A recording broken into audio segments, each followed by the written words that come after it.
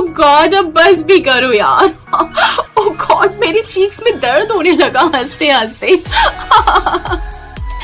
अरे अभी कहाँ, अभी तो मेन स्टोरी बाकी है। तुझे पता है, मैंने जब उसको बोला कि तेरे हस्बैंड का प्रोफेशन क्या है, तो बोलती है कि बहुत बड़ा बिजनेस है, वो भी फॉरेन सेटअप के साथ।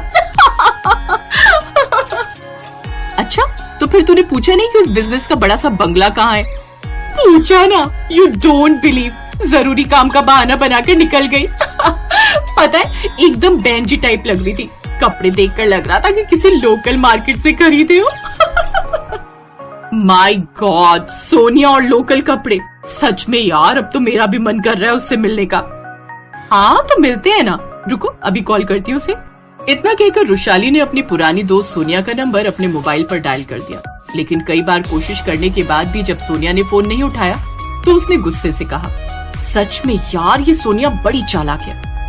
अरे कितने भी चालाक हो, हमसे नहीं जीत पाएगी, तू टेंशन ना ले, मैं पता लगाती हूँ उसके बारे में, अब तो इसे एक्सपोज करके ही रहेंगे।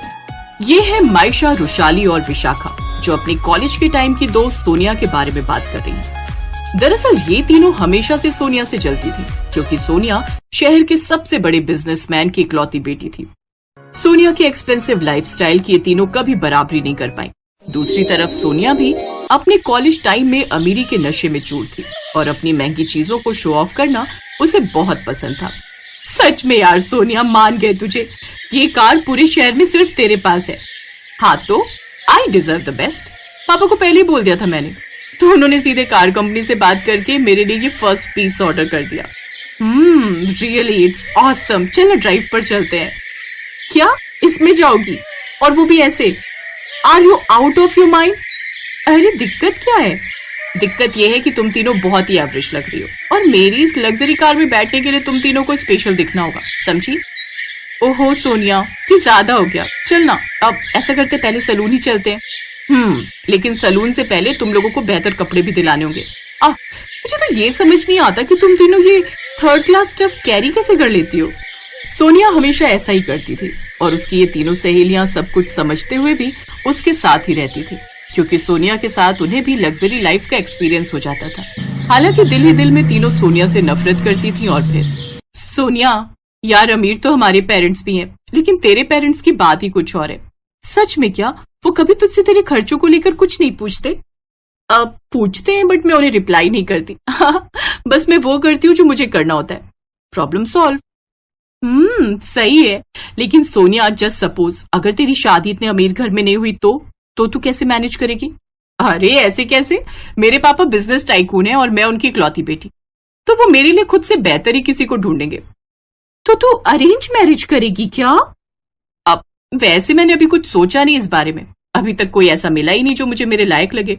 सोनिया की ये सोच तब बदली जब वो विनेश से मिली। विनेश उसके पापा की कंपनी में जॉब करता था और बहुत ही मेहनती और डिसेंट लड़का था। जहां सारे लड़के सोनिया के दीवाने थे, तो अकेला विनेश ऐसा था जिसने सोनिया को देखकर भी अनदेखा कर दिया, और ये बात सोनिया के ईगो को हर्ट कर गई। और फिर एक दिन, व्हाट इज दिस विनेश, तुम मेरे मैसेजेस का रिप्लाई क्यों नहीं कर रहे? क्योंकि आपके उन मैसेजेस का रिप्लाई करना मेरे वर्क प्रोफाइल में नहीं आता मैम। नाउ एक्सक्यूज मी।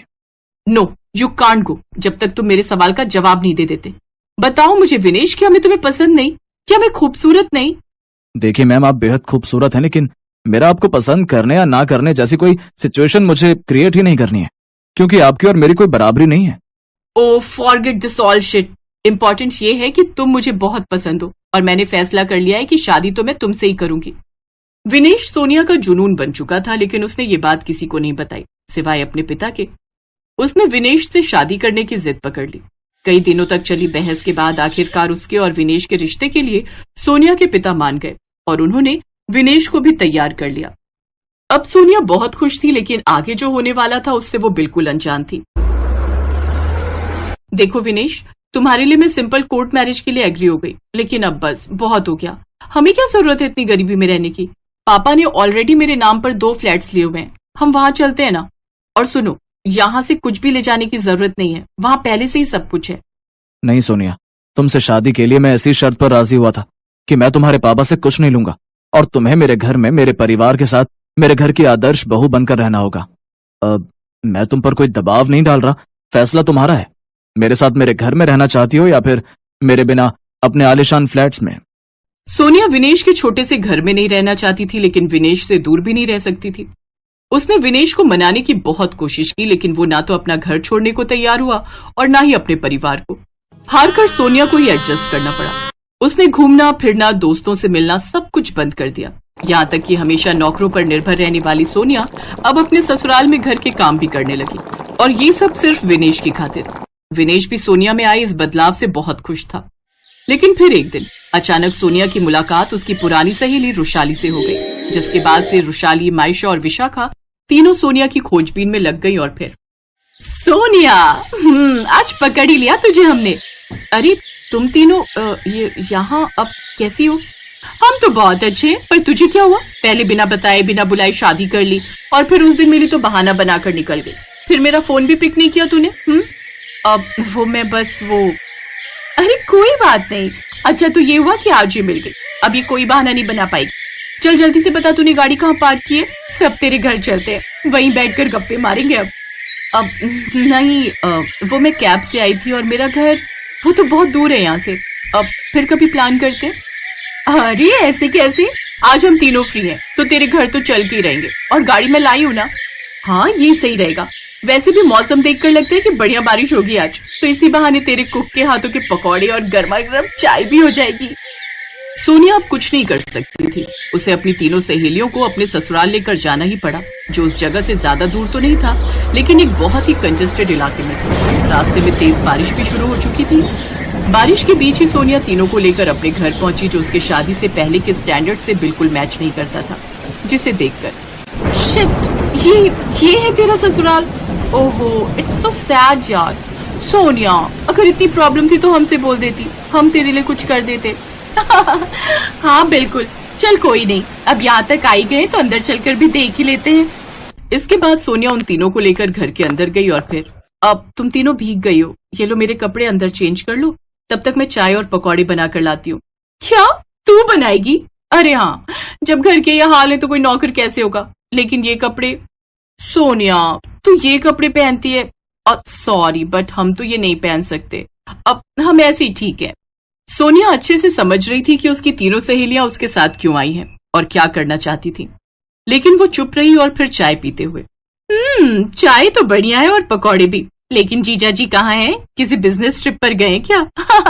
अब सोचा तो था कि उनसे मिलकर जाएंगे, बट अब ये सब देखकर तू रह नहीं दे। सच में यार सोनिया, तेरे लिए बहुत बुरा लग रहा है। क्या थी तू और क्या हो गई?